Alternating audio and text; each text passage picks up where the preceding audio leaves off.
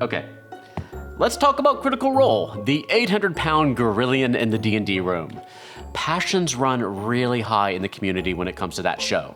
And me, being conflict averse, I don't even like to bring it up on the channel. You certainly have a huge fan base who adores the show and who can get a little bit intense sometimes. Maybe.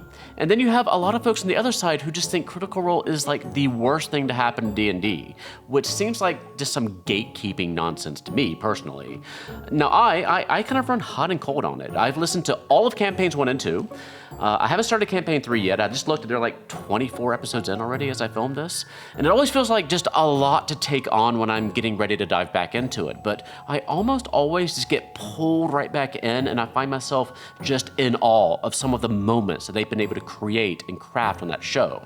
And it's interesting that nothing has really come even close to approaching the popularity of that show or the size of its audience. Let me know in the comment section down below what you think deserves to rise to those Critical Role levels. What other shows are out there that you enjoy?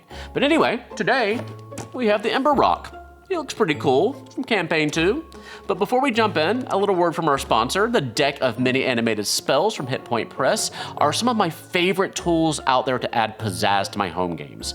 I look at my player's spell list before they get to the house for that particular session, and I construct a little hand of animated spell cards for them to use. And it blows their minds every single time. They just look and feel incredible in the hand. And they make playing a spellcaster easier because they can just look through their spells in their hands without having to deal with the rule books or their character sheet or their tabs on their computer. They have bundles on sale now at animatedspells.com, or you can check them out at the link below the video. Ember Roc's rival dragons in their size, age, and sheer firepower. They're actually created by the Ashari of Pyra.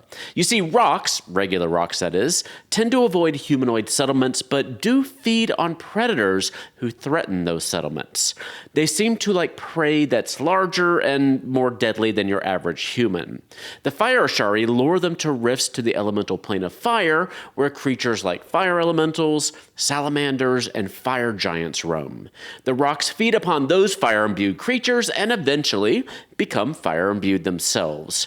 They're fearless, patient hunters. They'll stalk a creature for hours, waiting for the perfect moment to strike, and then they swoop down and scoop them up in their fiery talons. Then they'll either bring them back to their nests, which are obviously in active volcanoes usually, or if the prey is being a little too troublesome, they just drop it from a great height so it isn't troublesome any longer. Information about the Ember Roc and most of the other minis in these Ta'Dorei boxes are in the Ta'Dorei Campaign Setting Reborn book by Darrington Press. I don't actually have the original book, but I do have the gorgeous box set created by Beadle and Grimm's, which I'm using for these reviews. We'll have a complete review of that set here on the channel soon. The Ember Roc has a CR of 14. As you can see, the mini itself is quite impressive. It has translucent orange bits to heighten that fiery effect, and it does approach the size of some of our new adult dragon minis from WizKids. It has a wingspan of 10 inches or 25 centimeters and a height of about 7.5 inches or 19 centimeters at its highest point. It's pretty impressive. If you want to see and hear the Ember Roc in battle, check out episode 77 of campaign 1 called Clash at Doxio, where a fire giant rides in on an Ember Roc mount. The Ember Roc from Critical Role and WizKids is available now for between $80 and $90. Let me know what you think of him at the comment section down below. And don't forget those bundle sales of animated spell cards from Hit Point Press. You can check them out at animatedspells.com. Our Cobalt Plushie pre-order store is open now at cobaltplush.com. If you backed the Kickstarter, you should have an invitation to fill out your backer kit in your email somewhere. Let us know if you don't see it. Liking this video here helps us out a lot.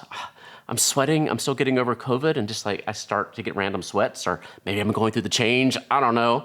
Remember also to let me know what other actual play shows you think deserve a lot of views. Leave those down below, and go check down below for other shows to go see yourself.